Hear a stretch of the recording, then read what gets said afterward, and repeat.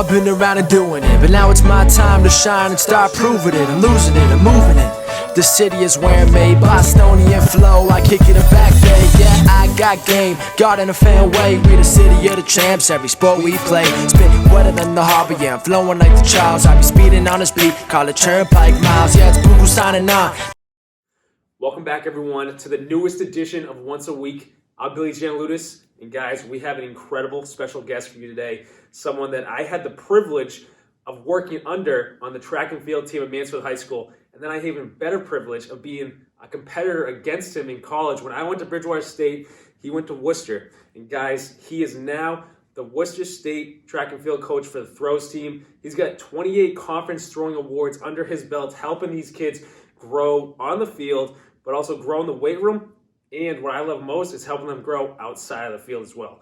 On top of that, he's a special ed teacher at Dover Shearborn, helping these kids in the classroom setting, helping them get to class, getting through the mental struggles like OCD, the anxiety of just, I gotta do the next thing.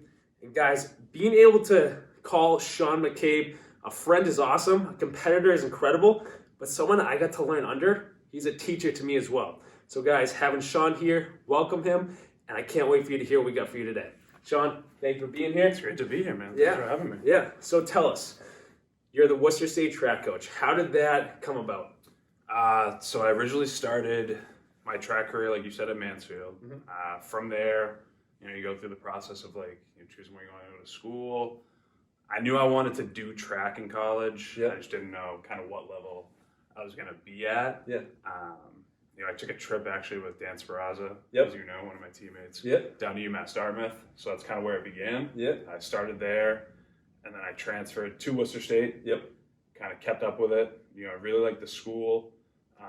And when I finished up with my eligibility, I still had another year of school to go because, that's how it goes sometimes. Yeah. Exactly.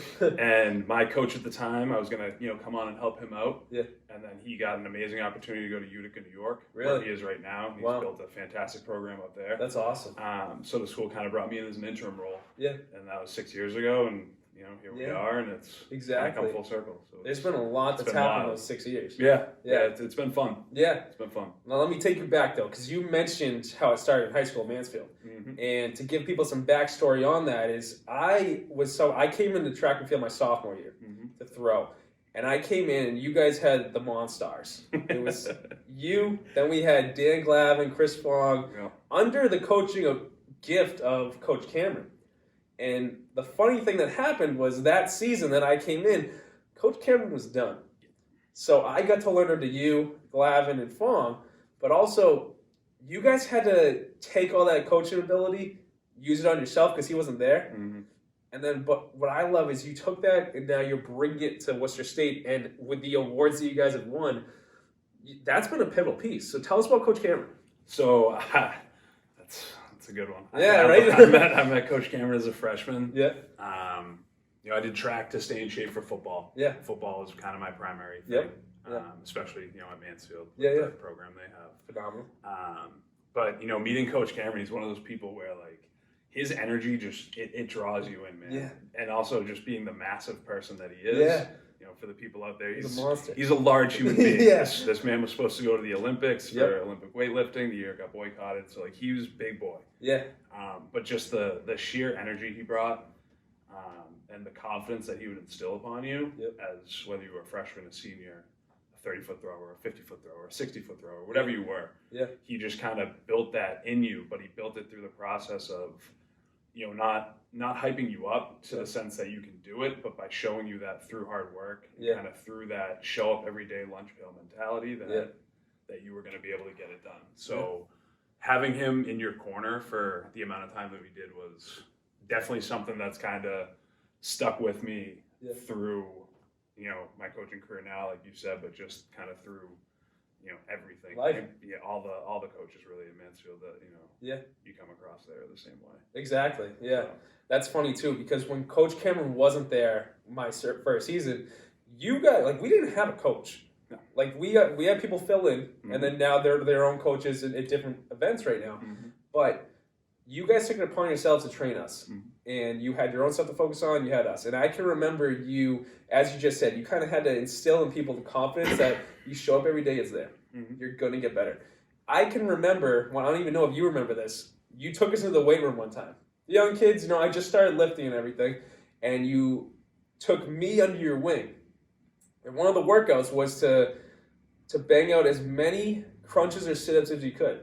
And I'm doing sit-ups. And you come up to me, he's like, no. I did like 20. I'm thinking that's the set. No, bang out 100 crunches. You're going to feel it more. You're going to burn like no other.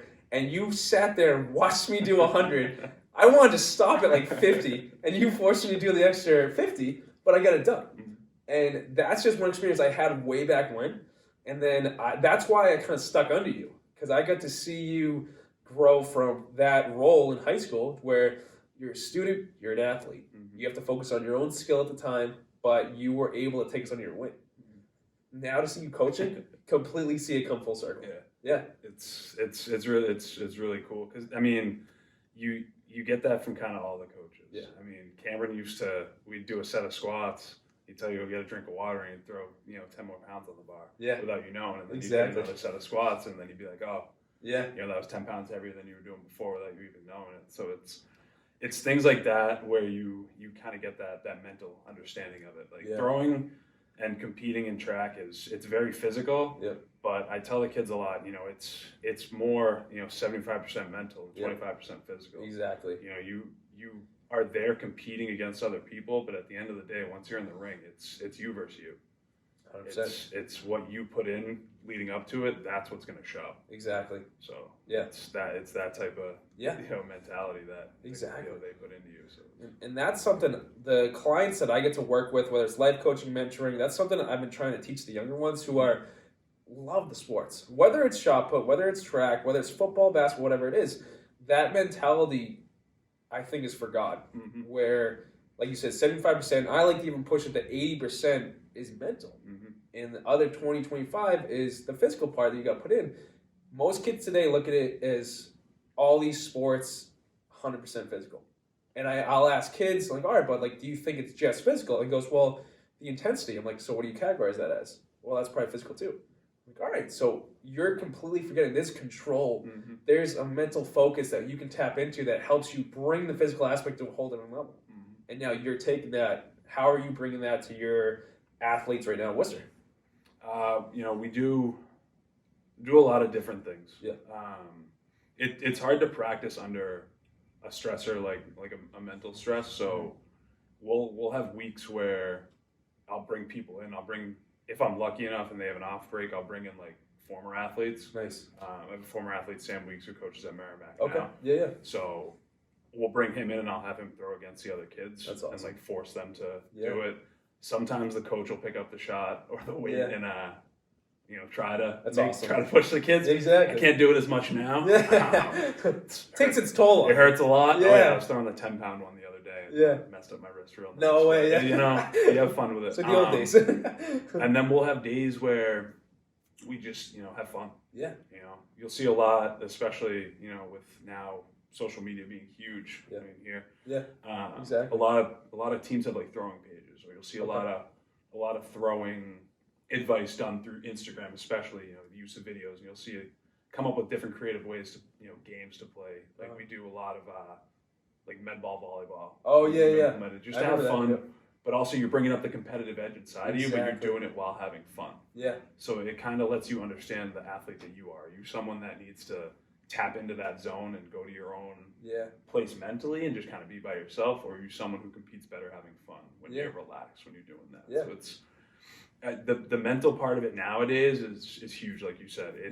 And kids need to understand that a little more. It's not a show up, I'll be good at it in a week. Right. It's show up. It may take a month or two, or 3, or a year. Yeah. You may take small steps, but once something clicks, then the big steps start happening. Exactly. Build that foundation mentality. So exactly. Plus, you take that into a sport like shot put, hammer, discus. Well, people, I can remember stepping into this, like, all right, I just take it in like a couple steps.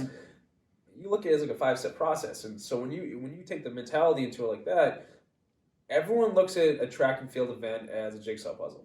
It seems like the easiest puzzle right there. You step into it, like shot put, that jigsaw puzzle with 5 pieces turns into a good 1,000-piece puzzle. Yes, it does. Every little kink of that works together. That's a huge mental stress right there. And you'll have moments where, and you know it, you focus on one thing, it clicks, something else changes. Exactly. Now you got to focus on that thing. Yeah. And it clicks, but then you got to work on them together. Yeah. You know, a perfect example was this year. I had a sophomore coming back, a weight thrower. He threw it a little in high school. Last year he had success. You know, he worked hard over the off season. He came in. We changed a lot. Yeah. You know, I'm trying to teach him to understand the event more. Yeah. Hammer and weight's something where it's not as easy as shot and disc to kind of understand. It's a lot more physics. It's a lot more body. It's working with the implement as opposed to putting something into the implement. Exactly. You know what I mean? I get that. So this year indoor with weight, I changed a lot with him. I threw a lot at him mentally to understand. That's awesome. And there were days where, and I said it to him yesterday, I told him I appreciated, getting through the season because I threw a lot at him. Yeah. And he's, I was like, I could tell you were frustrated and all that. And just working hard through that, it makes a huge difference. And he said, Coach, I know, now I understand. Yeah. I used to look at them as 2 different events, and now I get that they work together. Yeah. So now when I go to the Hammer in the spring, I feel like something big's going to happen. Perfect. So it's building that mentality too. Oh, yeah. The confidence factor of it. Exactly. That's good. I like how you put that on them because, you do the shot put, you do the hammer, you do the discus, you do the jab, you do the weight, you do every throwing event.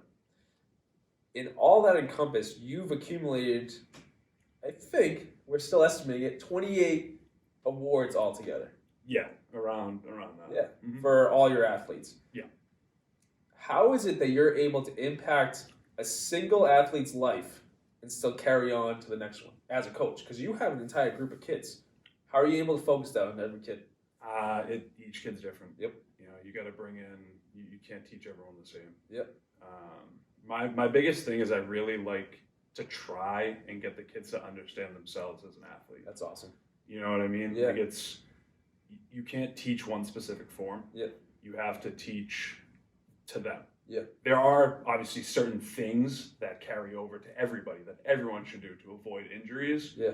But once you hit those main points, from there it's what works best for them to get the most out of them. Yeah. You know what I mean? That's awesome. I had a girl in javelin last year as a freshman. We gave her a full approach and it wasn't working. Yeah. So, we're getting closer to conference. She has an absolute whip of an arm. Yeah. So I said, we're going to cut it down. Yeah. Short approach, just do what you do best. Yeah. And 3 PRs each week. Really? Yeah. Yeah. Conference title as a freshman. Yeah. Came in, career PR and all that. So that's awesome. It's tough to get from each one to the other, but by thinking of them as their own individuals and allowing them to understand themselves, you allow them to grow, which allows their event to grow. Exactly. Which then they can understand and help other people on the team and kind of grow the same way that, myself, Dan, and Chris were able to do with you guys. Exactly. If I'm helping someone else, I fully trust my athletes to be able to look at the kid throwing and give them advice awesome. I would give to them. That's perfect. So it's a de-stressor on my end of things too, but work as a team.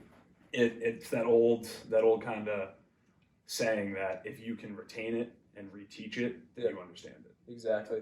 So no, I love that because you're right. Every single athlete, every single person's different, and we all look up to these incredible athletes in whatever sport it is, and we try to be just like them.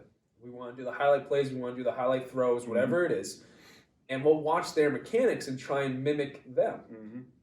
That can only go so far. And that's where you're teaching them. And I'm reading, it's funny you bring that up because I'm reading a book right now on basically exercise science, but it's the guy that trained Kobe Bryant, LeBron James, Michael Jordan, Dwayne Wade to work at the top level they can to get in that zone. And the only way he can do that is to work one-on-one with them to learn every little kink of their body to help them understand their body. Exactly what you're doing.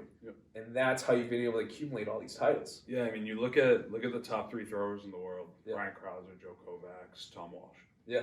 Each one's rotational. Yep. Each one has a different piece of their form that works for them. That is unconventional to the common look of it. They all follow the same kind of outline, but each one has their own little kink. that works especially for them, and that's why they're at the top of their craft. Exactly. Because they understand it, but they also understand their own body and what works best for them. Yeah. And then you see, I think it was Outdoor Worlds last year, they go out and have the best shot put competition in the history of track and field. Right. So it's, like you said, it's understanding their bodies, understanding it as a whole, but then also what can they do for themselves in order to propel themselves to be the best. Exactly.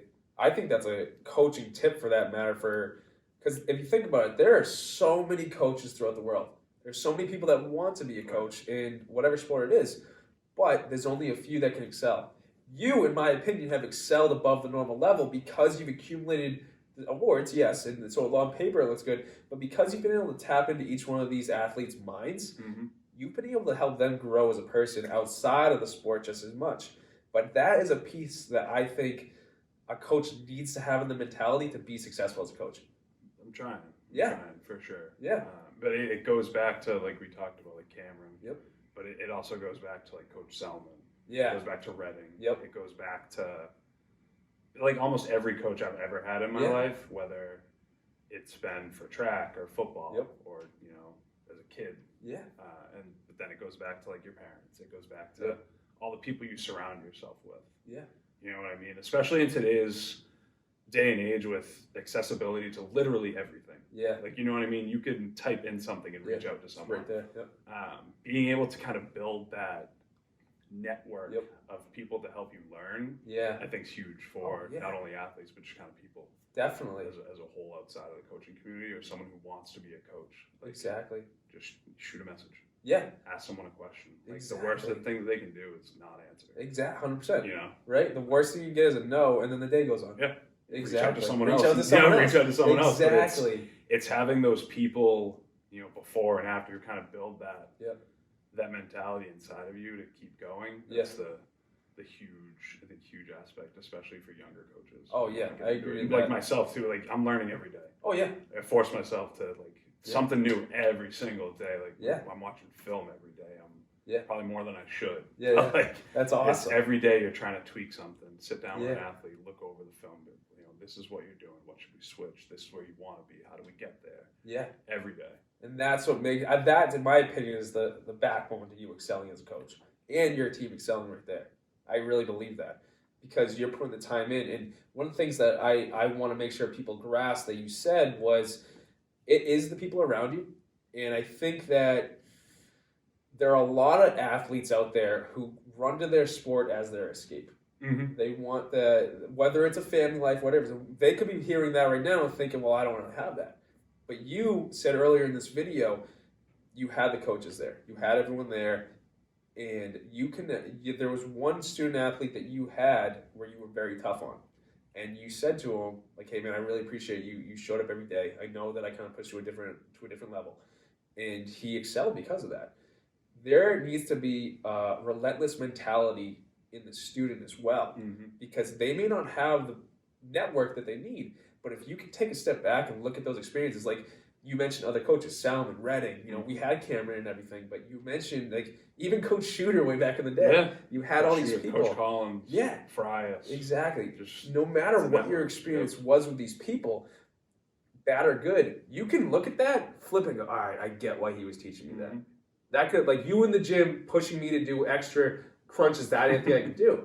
That's just an old memory back in the day. But I look at that, at the time, I could have been so mad at you for making me do that because I was a teenage kid. Looking back, all right, that made me learn something. So I had a network. And if I look at it the right way, I can get so much power out of that, just as you're doing with your athletes now. Yeah. That's powerful. And I've been on both sides of it. I've been on your example of it in the weight room. Like, I've been that teenage kid who had a coach telling him to keep going and got angry, and then you have outbursts, and then you take a step back and kind of realize what they were trying to show you, and you kind of understand it now that 10 years down the line or whatever it may be. Then you try and kind of implement that again, but really understand, like, oh, can't push too much. Exactly. That type of thing. I get that. It comes full circle. It does. It's phenomenal. Now, one thing that I haven't mentioned yet is you've had an excessive amount of All-Americans. You've turned, you're at 3 now, but you've got a lot of great potential right now on the team. Yeah, So, got a few more. Yeah. Hopefully. Yeah. What is it you saw in these All-Americans that kind of helped them get to the next level, that you were able to help implement in them to help them get to that American level? In the best sense of the word, they were dogs, man. Yeah. Yeah. That's They were awesome. Dogs. Yeah. They worked hard. Yep. One specifically, the coach Sam Weeks, who's at Merrimack now, came in as a freshman my senior year.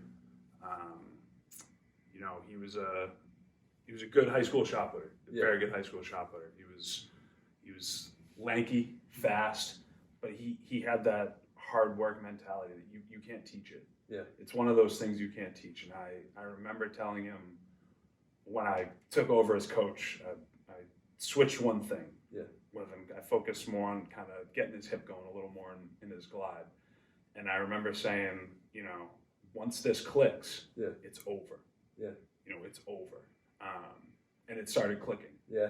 And, you know, he racked up his titles. Yeah. He racked up all this stuff. But then, you know, by the end of his junior year, we could kind of see things starting to happen. Okay. You could see, okay, he's got the potential to go to nationals. Because with D3, it's not a number. Yeah. You got to be in that top 20.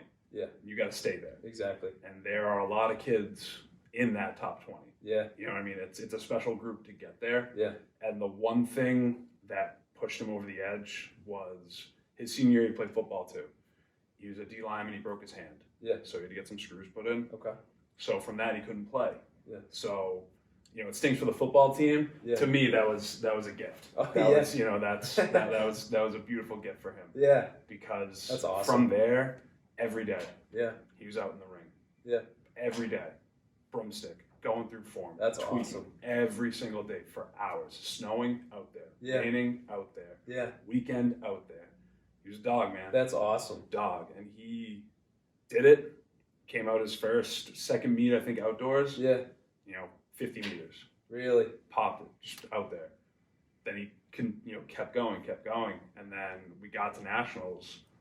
And he qualified in, you know, all three events. Really? Last meet hit shot, you know, 1670, which is a bomb. Yeah. For, you know, a glider. Exactly. Yeah. That's phenomenal.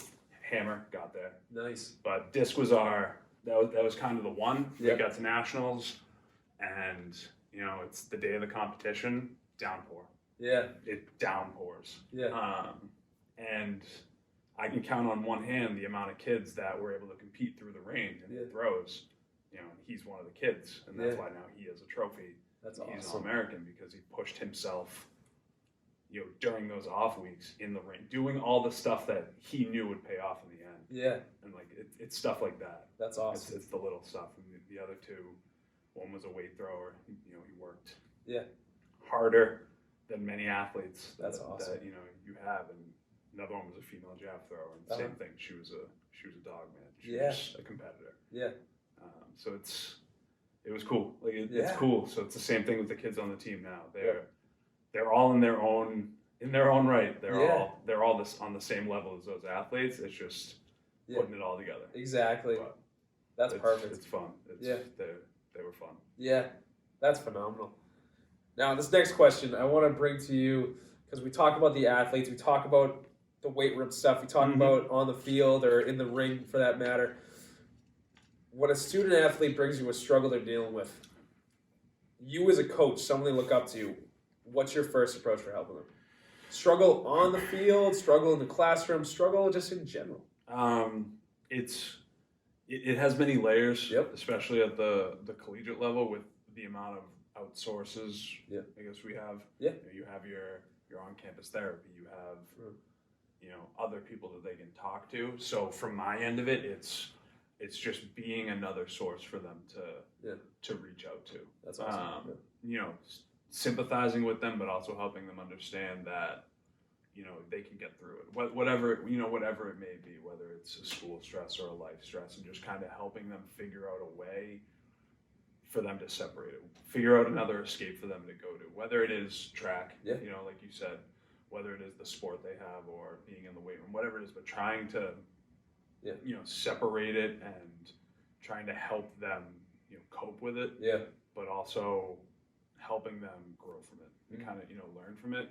helping them understand that, you know, it can't keep you down. You can't let it get to you. Yeah. Which is tough. You Oh, know, yeah, it's tough at exactly. times. Like, we all go through it. Yeah. Where there are days where Yeah. you can't separate those things, but trying to help them reinforce that mental toughness and that ability to, you know, say, I can get through it. I can do it. I can get myself to, you know, to practice. I can get myself to class and not let it hinder their daily life, and help them find other sources of healthier stress relief. Exactly. Like that. Yeah, no, that's awesome. And that makes me bring up, you know, you with the special education background. Yeah. That's kind of the same thing, because these kids bring you a completely different struggle. Yes. And you have to work with them as much as you can, getting them to not let it get to them. Yep. Yeah. It's tough. It is. That's a completely different game. Especially with the stressors that is high school nowadays. Yeah. You know, grades for kids are everything, and it can be tough. Yeah. The anxiety definitely gets in the way, so it's again just reassuring them, like, you can do this. Yeah. You know what I mean, deep breaths. Yeah. Focus on what it is.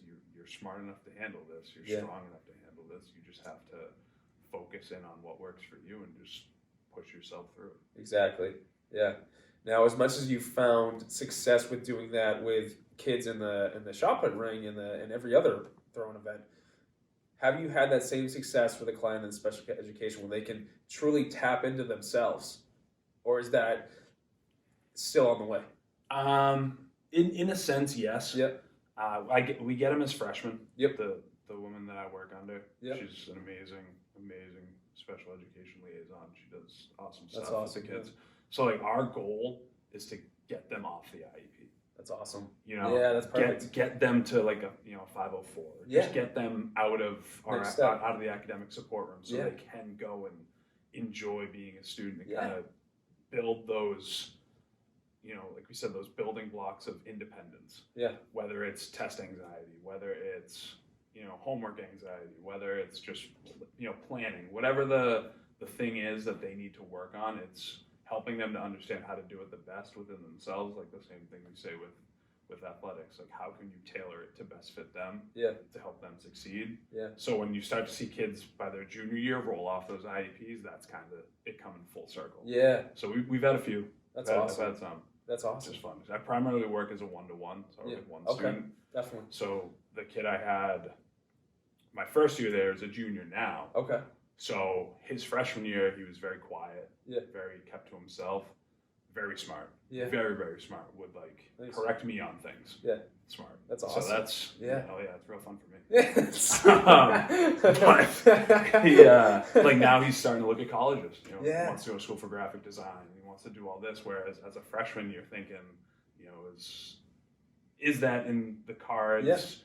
Is that what he wants to do? Because he was very reserved, you know, that type of thing. And now you see it come full circle, and he's looking at schools, and it's like, let's go, man. Yeah. That's what it's about. Yeah. You know, that's awesome. Those are the wins. Exactly. You've had numerous wins because you're in such a position where you're impacting so many kids' lives to be able to better their lives. Trying. Yeah.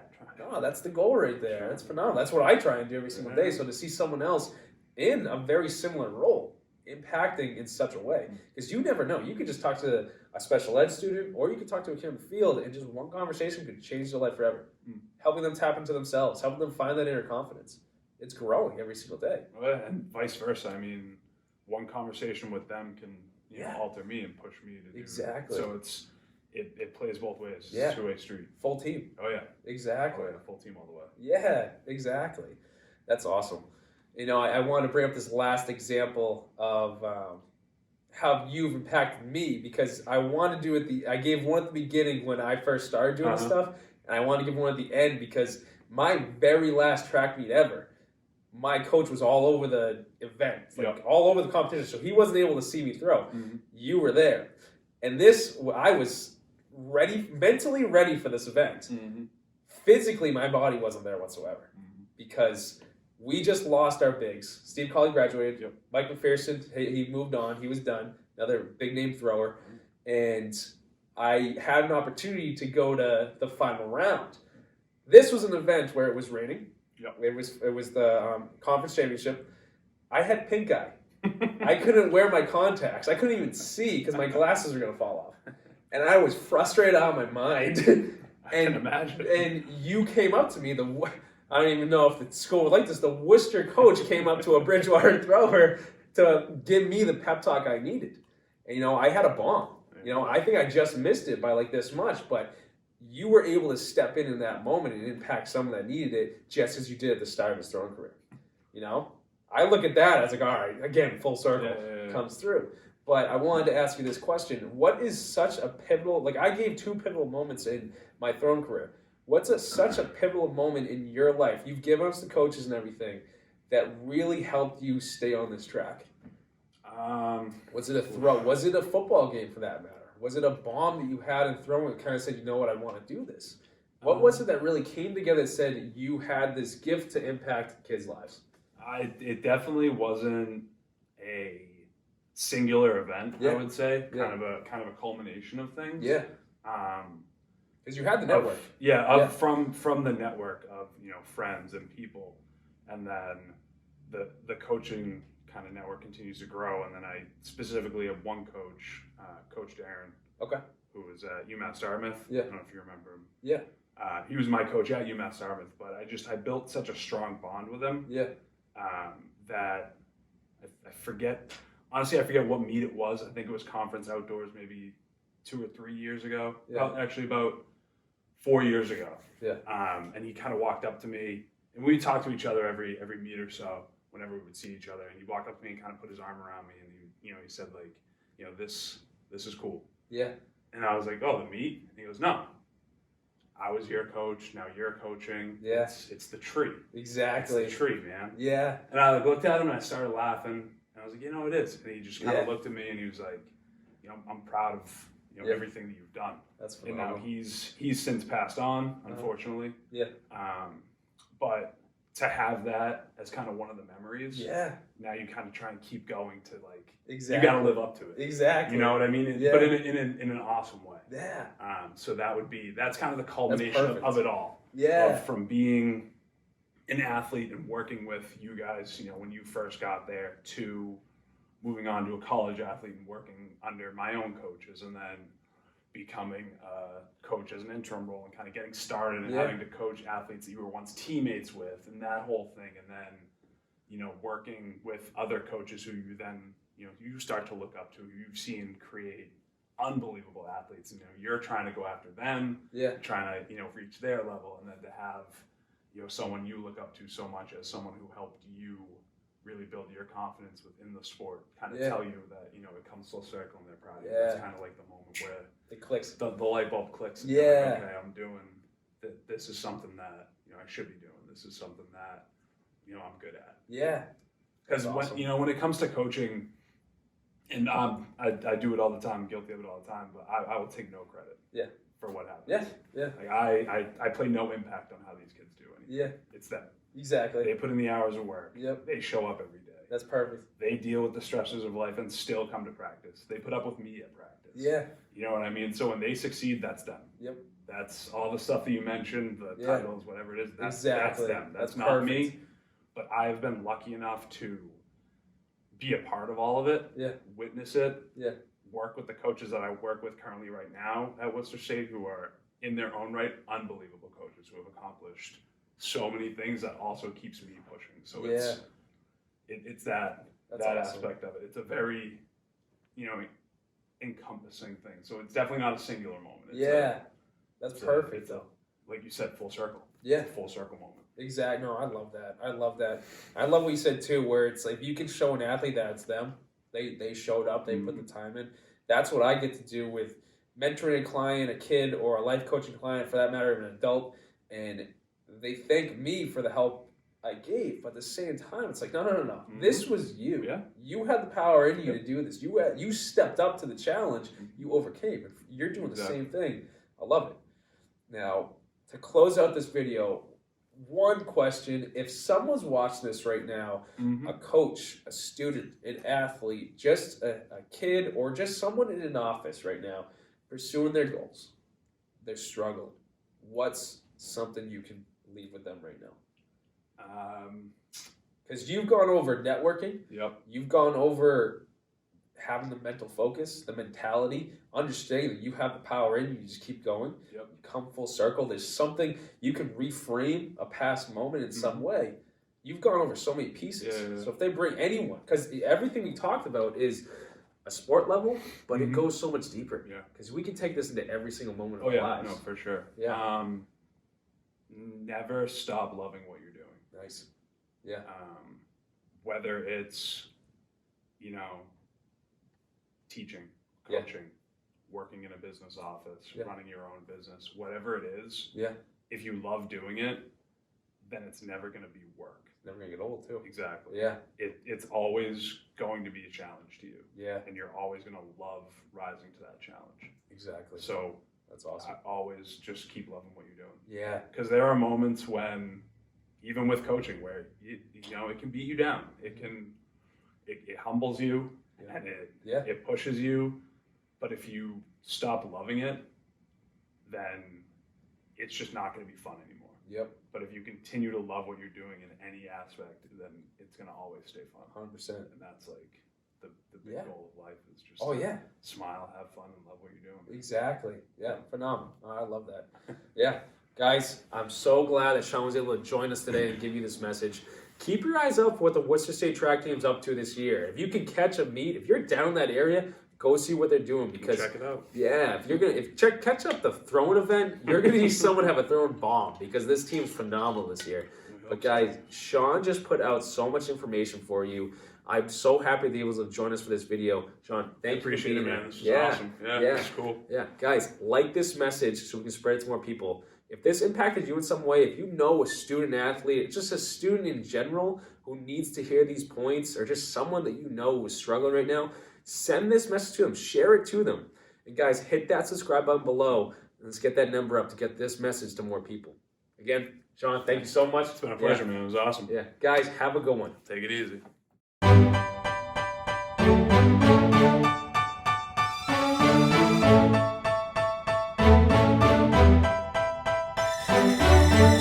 I've been around and doing it, but now it's my time to shine and start proving it. I'm losing it, I'm moving it. The city is where I'm made, Bostonian flow, I kick it back, babe.